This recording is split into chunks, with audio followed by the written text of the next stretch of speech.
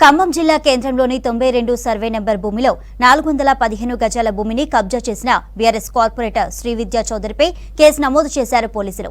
నకిలీ పత్రాలు సృష్టించి కబ్జా చేసినందుకు 420, 467, 468, 471 సెక్షన్ కింద కేసు పెట్టారు. బీఆర్ఎస్ నాయకుల కబ్జాపై మరింత సమాచారం ఖదీర్ అందిస్తారు. అడ్డుపెట్టుకొని దాదాపుగా 9 ఏళ్ల పాటు వాళ్ళు అధికారంలో ఉన్న తర్వాత ఎటువంటి అక్రమాలు చేశారు అనే దాని గురించి ఒక చిన్న ఉదాహరణ మీకు చూపెట్టే ప్రయత్నం చేస్తాను. నేను ప్రస్తుతం ఖమ్మం బైపాస్ రోడ్లో ఉన్నాను. బైపాస్ రోడ్లో చాలా విలువైన భూమి. ఈ రోడ్లో దాదాపుగా అన్అఫీషియల్గా చూస్తే 3 లక్షల నుంచి 4 లక్షల వరకు కూడా భూమి ధర పలుకుతా ఉంది. ఇప్పుడు చూడొచ్చు, విజువల్స్లో చూపిస్తున్నాను. ఇది బైపాస్ రోడ్డు. బైపాస్ రోడ్డు పక్కనే ఇటు అటవీ ప్రాంతంలో కనిపిస్తున్న ఈ భూమి ఏదైతే ఉందో ఇది 415 గజాల భూమి. ఈ భూమికి సంబంధించి స్థానికంగా ఉన్న ఒక కార్పొరేటర్ శ్రీవిద్య, తన పేరు 53వ డివిజన్ కార్పొరేటర్గా ఉంది. ఆమె భర్త పగడాల నాగరాజు బీఆర్ఎస్ పార్టీ టౌన్ ప్రెసిడెంట్గా ఉన్నాడు. అతను ఈ భూమిని ఆక్యుపై చేశాడు కార్పొరేటర్ పేరు మీద అని చెప్పేసి ఆరోపణలు వచ్చాయి. ఆ ఆరోపణలే కాదు, ఈ నిరూపణ కూడా అయ్యాయి. అయితే రాత్రి రెవెన్యూ అధికారులు వచ్చి దీన్ని డిమాలిష్ చేయడం జరిగింది. దీనికి సంబంధించి కాంగ్రెస్ కార్పొరేటర్లు ఇక్కడికి రావడం జరిగింది. వారితో మనం మాట్లాడే ప్రయత్నం చేద్దాం. ఈ రోజు ఇంత విలువైన భూమిని కాజేయటానికి బీఆర్ఎస్ పార్టీ పథకం పన్నింది. అయితే దీన్ని ఏ విధంగా చూడాలి? ఈరోజు బీఆర్ఎస్ ప్రభుత్వం చేసినటువంటి అవినీతి అన్యాయాలు అన్ని అరికట్టడానికే కాంగ్రెస్ పార్టీని గెలిపించారు ప్రజల నమ్మకాన్ని మేము వమ్ము చేయకుండా ప్రజలకు విశ్వాసాన్ని కలిగించేటటువంటి ప్రభుత్వమే కాంగ్రెస్ ప్రభుత్వం అండి.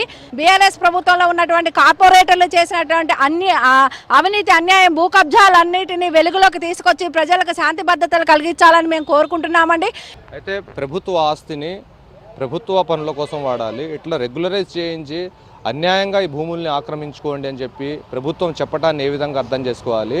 ఇట్లా అన్యాయంగా లేని వాటిని కూడా పత్రాలు సృష్టించి ఇట్లా కబ్జా చేయటాన్ని ఏ విధంగా అర్థం చేసుకోవాలి? ఈ బీఆర్ఎస్ ప్రభుత్వం ఏర్పడిన దగ్గర నుంచి కూడా ఈ రాష్ట్రం పైన ఒక రకంగా కబ్జాలకి తెరలేపి భూ బకాసులుగా మారిపోయేసి రాష్ట్రంలో ప్రతి ప్రభుత్వ భూమిపైన మేము బీఆర్ఎస్ ప్రభుత్వంలో గెలిచిన ఎమ్మెల్యేల కాడ నుంచి మంత్రులు ఈవెన్ కేసీఆర్ కుటుంబం దగ్గర నుంచి కూడా ఈ విమర్శలు ఉన్నాయి. ఇది చాలా దారుణము.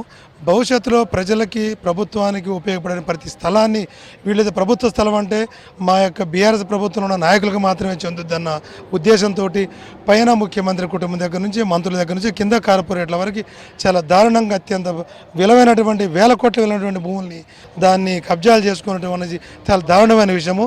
జీవో నెంబర్ 5859 ద్వారా సుమారు 150 కోట్ల రూపాయల ఆస్తులు అన్యాక్రాంతం జరిగినట్టు తెలుస్తుంది. ఇప్పుడు మనం ఉన్న ఈ ప్లేస్లో 415 గజాలు మాత్రమే రికార్డులో రాశారు. కానీ ఇది మెయిన్ రోడ్లో ఉంది కాబట్టి గజం 2 లక్షల రూపాయల విలువైన ఈ స్థలాన్ని కాజేయడానికి చుట్టూ 1500 గజాల పైగా ఉంది. సుమారు 20 కోట్ల రూపాయల ఆస్తిని కాజేశారు.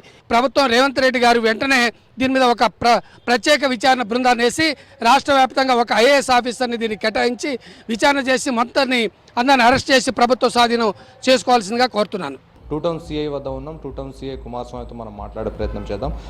ఏ సెక్షన్ల కింద ఎవరి మీద కేసు ఫైల్ చేశారు, ఎవరు ఫిర్యాదు ఇచ్చారు?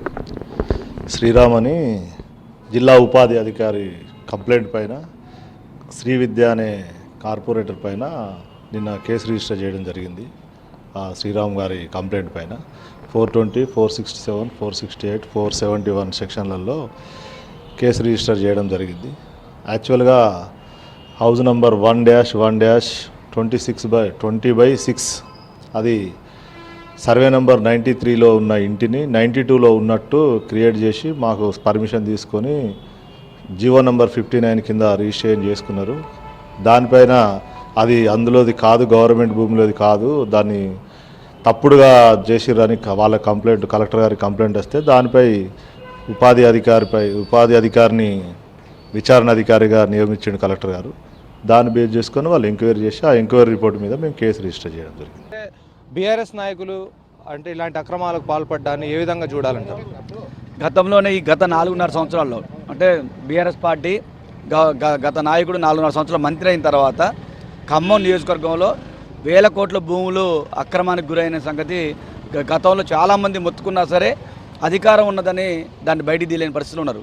ఎప్పుడైతే మంత్రివర్యులు తుమ్మల నాగేశ్వరరావు గారు అదేవిధంగా పొంగులేటి శ్రీనివాసరెడ్డి గారు ఇద్దరు కూడా ఎన్నికలలో భాగంగా ఎక్కడికి పోయినా సరే ఖమ్మం నియోజకవర్గం కానీ ఏ నియోజకవర్గం కానీ ఇక్కడ కబ్జాలు జరుగుతాయని చెప్పేసి వాళ్ళకి ముందు ప్రపోజల్ ఈ కబ్జాలను ఆపాలి, ఈ దందాన్ని ఆపాలని చెప్పేసి వాళ్ళు చెప్పారు. దాంట్లో భాగంగా ఇప్పుడు పొంగులేటి గారు కానీ తుమ్మలేశ్వర గారు కానీ రావడంతో వచ్చిన 20 రోజుల్లోనే ఖమ్మంలో కొన్ని వేల కోట్ల సంబంధించిన భూములు బయటకు వచ్చినాయి. ఇప్పుడు ఈ అక్రమాలు సాగవు. కాంగ్రెస్ గవర్నమెంట్ వచ్చింది, ఖచ్చితంగా ఎవరైతే ఉన్నారో వాళ్ళందరినీ కూడా బయటికి తీస్తాం. ఇది మొత్తంగా ఖమ్మం జిల్లాలో కబ్జాలకు సంబంధించిన అంశం. వీడియో జర్నలిస్ట్ హర్షత్తో కదీర్, B6 న్యూస్, ఖమ్మం.